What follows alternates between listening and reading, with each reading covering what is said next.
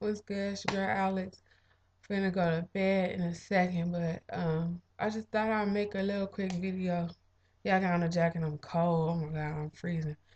Um, but I did want to make this video because, I was having a conversation with somebody today about a lot of things that have been going on. And I was really just catching up with them, and as I began to talk to them, you know, they had gotten to this habit that they have of dwelling on uh, things that had happened in the past and, just holding on to hurt and not really seeing the benefits of the negative of what they went through, the growth of, of their life that which, has occurred since things that happened, and before. And basically what happened to this person is, a family member of theirs had passed away. And, the person, really felt like, it was unfair. And, they just had like a lot of anger. And, and talking to this person, um, they began to reveal to me that they're very passionate about, young black men and, building up society so that things like that could never happen again. And it was at that point that I just felt so urgent in my spirit to just point out the positive to them that, had you not went through that, you might not be, the person who you are now. You might not be as passionate about black men as you are now because of losing a black man in your life. Many times people dwell on the process of the trials that, they went through. And um, in doing so, you know, it can kind of put them in a defeated attitude. Why did that have had to happen? Well, we can't question what God does because, the Bible says his thoughts is higher than our thoughts and his ways higher than our ways. You know what I'm saying? And our brain can't even handle why God does the things that, he does. And, people ask all the time why do bad things happen to good people? You know, it's like the good example, the Amber Alert. I like Lifetime too. The Amber Alert, though, for real. I was watching a movie about the little girl who was kidnapped. How the police really wasn't looking for her like they should have. This was back in the day before the Amber Alert had came out.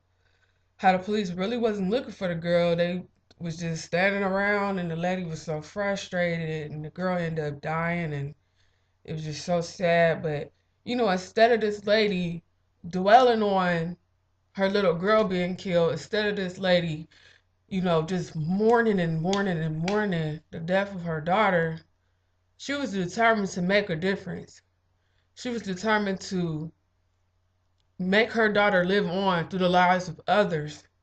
That she went to DC, she proposed this Amber Alert. There wasn't one dry eye in the room. Everybody was crying because this lady was so passionate about making the Amber Alert system, which is, what comes on the radio. Everybody pay attention to this tag, this person, 5'9", just naming the kidnapper and then the little child that's missing. And look how many children been saved from the Amber Alert. You know what I'm saying? It's because this lady didn't dwell on the process. I don't know if she was Christian or not. This lady didn't dwell on the process. She looked at the process and she said, you know what? I got to make something happen. I want to see the product of what I went through. I want to see what I went through nobody else has to go through. Because I'm passionate about the things that I've experienced, I'm going to share my passion and I'm going to help somebody in the process. You know what I'm saying? So basically, the point of this video is to tell you don't look at the process, don't look at the past negatively, don't be ashamed of what you've been through, but make a difference. You know, make a difference.